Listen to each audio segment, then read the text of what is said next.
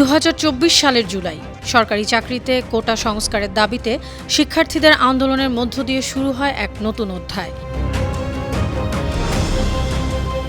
প্রথম দিকে আন্দোলনের লক্ষ্য ছিল নির্দিষ্ট একটি নীতির পরিবর্তন, কিন্তু সময়ের সঙ্গে এই আন্দোলন রূপ নেয় দেশের সাম্প্রতিক ইতিহাসের অন্যতম বড় গণ অভ্যুত্থানে। যে অভ্যুত্থান তছনছ করে দেয় তৎকালীন সরকারের অন্দরমহল, ভেঙে চুরে খান খান করে দেয় রাষ্ট্র ক্ষমতার মসনদ। জুলাই আন্দোলন দমাতে আইনশৃঙ্খলা রক্ষা বাহিনীর আগ্রাসনে সংঘর্ষ, প্রাণহানি এবং দমন-পীড়নের ঘটনায় আন্দোলন বেগবান হয়ে ওঠে। সেই আন্দোলনের দাবানলের আগুনে ঘি ঢালার মতো দেশজুড়ে জারি করা হয় কারফিউ, বন্ধ করে দেওয়া হয় ইন্টারনেট। কিন্তু দমন-পীড়নের সেই আগুনের ভয়কে জয় করার দৃঢ় প্রত্যয় নিয়ে এগিয়ে চলে আন্দোলনকারীরা। ধীরে ধীরে কোটা সংস্কারের দাবির গণ্ডি পেরিয়ে আন্দোলন পরিণত হয় সরকারের পদত্যাগের দাবিতে। সেই দাবিতে সুর মিলিয়ে সমবেত আন্দোলন গড়ে তুলে দেশের শিক্ষক, অভিভাবক সহ বিভিন্ন শ্রেণী পেশার মানুষ আর জেএনজি তরুণরা। তাদের একাত্মতায় শুরু হয় চূড়ান্ত গণ অভ্যুত্থান।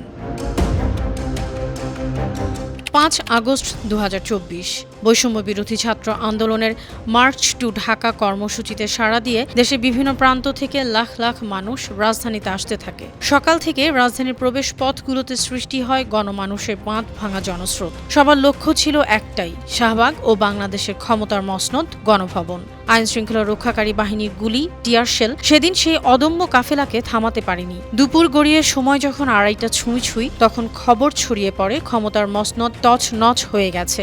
দীর্ঘ 15 বছরের শাসনে পিছু হটে পদত্যাগ করেছেন তৎকালীন প্রধানমন্ত্রী শেখ হাসিনা। গোপনে দেশ ছেড়েছেন তিনি। সেনাবাহিনী প্রধান জেনারেল ওয়াকারুজ্জামান জাতির উদ্দেশ্যে ঘোষণা দেন অন্তর্বর্তী সরকার গঠন করা হবে। আমি সমস্ত রাজনৈতিক দলের নেতৃবৃন্দকে এখানে আমন্ত্রণ করেছিলাম, ওনারা এখানে এসেছেন, আমরা সুন্দর আলোচনা করেছি। সেখানে আমরা সিদ্ধান্ত নিয়েছি যে একটা ইন্টারিম গভর্নমেন্ট আমরা ফর্ম করব এবং ইন্টারিম গভর্নমেন্টের মাধ্যমে এদেশের সমস্ত কার্যকলাপ চলবে। রাজনৈতিক পট পরিবর্তনের এমন খবর ছড়িয়ে পড়তেই ঢাকার রাজপথ পরিণত হয় উল্লাসের নগরীতে। পরবর্তীতে 8 আগস্ট শান্তিতে নোবেলজয়ী অর্থনীতিবিদ ডক্টর মোহাম্মদ ইউনূসের নেতৃত্বে গঠন করা হয় অন্তর্বর্তীকালীন সরকার। প্রধান উপদেষ্টার শপথ।